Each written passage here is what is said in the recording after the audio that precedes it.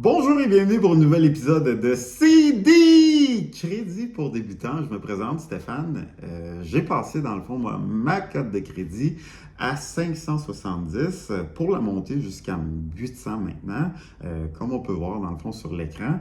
Et puis dans le fond, moi je veux vraiment sensibiliser les gens que des fois, avec simplement la bonne information et les bonnes habitudes, c'est possible pour tout le monde d'atteindre du 700 ou même du 750 comme code de crédit.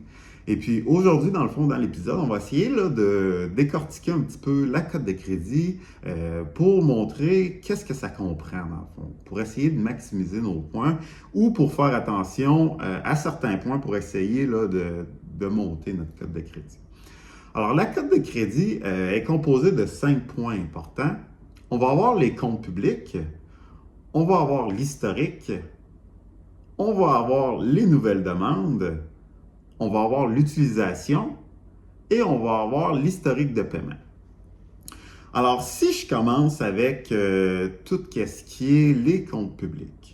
Les comptes publics, dans le fond, qu'est-ce que c'est? C'est vraiment si jamais je prends un téléphone avec une compagnie et puis j'ai un litige avec cette compagnie-là, dans des raisons que j'arrêterais de payer, exemple.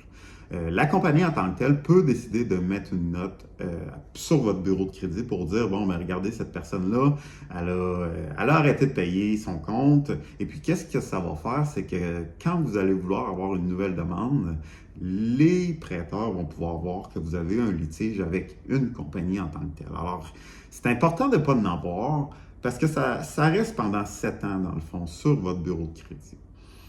L'autre point qui est aussi, puis ça, je pense que ça représente à peu près 10% de votre note de crédit, votre code de crédit.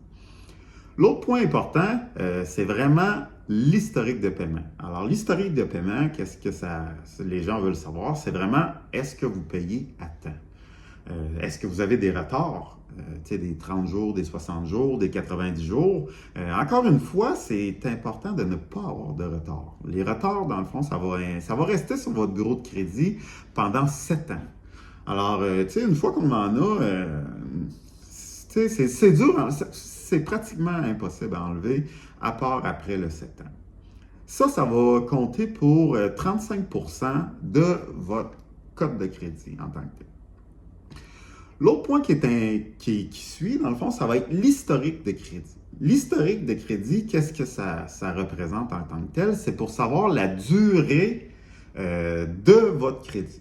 Alors, exemple, si vous prenez une carte de crédit, vous avez cette carte de crédit-là pendant 10 ans, exemple, bien, votre historique va être sur 10 ans.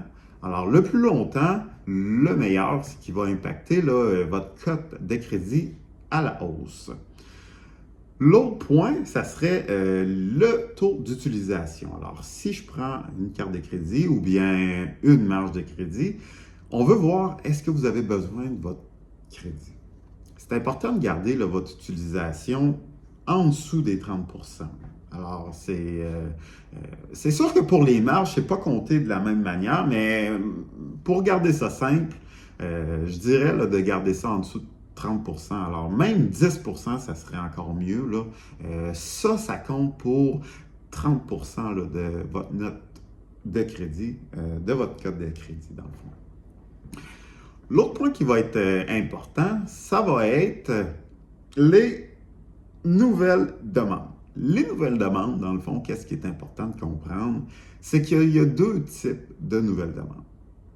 Alors, tu vas avoir les demandes qui vont être neutres, dans le fond, qui n'impacteront pas votre code de crédit. Quand je pense, dans le fond, on va se louer un appartement, le propriétaire vous demande de sortir votre code de crédit. Alors ça n'impacte pas votre cote en tant que tel.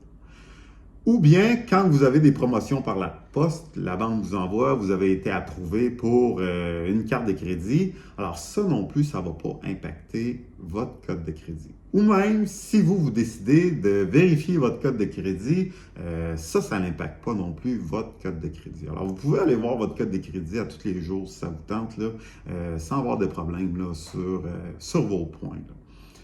Maintenant, pour les demandes qui impactent votre code de crédit, je pense surtout à tout ce qui est carte de crédit, marge de crédit, prêt hypothécaire, prêt auto.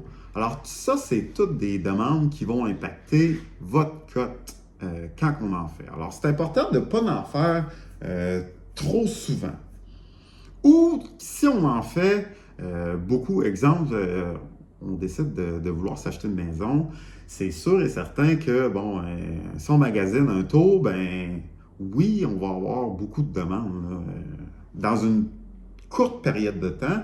Alors ça, habituellement, ils comprennent, là. C'est comprenable. Puis ça va peut-être moins impacter là, votre cote. Alors, pour chaque demande comme ça l'impacte plus ou moins de 5 points. Et puis, sur votre bureau de crédit, dans le fond.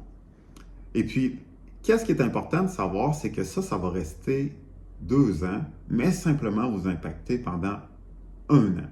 Alors, c'est quand même pas si pire. C'est facile de jongler avec ça une fois qu'on sait là, que, bon, ben, ça m'impacte pendant 1 an, ça reste pendant 2 ans. Fait que, tu sais, on peut quand même faire des demandes, là, quand même assez régulièrement, là, sans tout de même être dans le trouble, là. C'est sûr que si vous faites des demandes, là, 15 demandes pour carte de crédit, c'est juste simplement que ça ne regarde pas bien quand vous voulez aller pour soit un prêt auto ou ça montre que vous aviez besoin de crédit. Alors, c'est à faire attention là, pour ça. Et puis, merci d'avoir été là. Dans le prochain épisode, dans le fond, on va essayer de regarder, ça serait quoi les points ou les lignes de crédit qu'on pourrait avoir sur notre bureau de crédit qui pourraient impacter à la hausse notre cote de crédit. Alors, pour avoir, dans le fond, une cote de crédit saine et surtout pour la maximiser. Ça fait que ça va être dans le prochain épisode. Merci d'avoir été là. Au plaisir. Au revoir.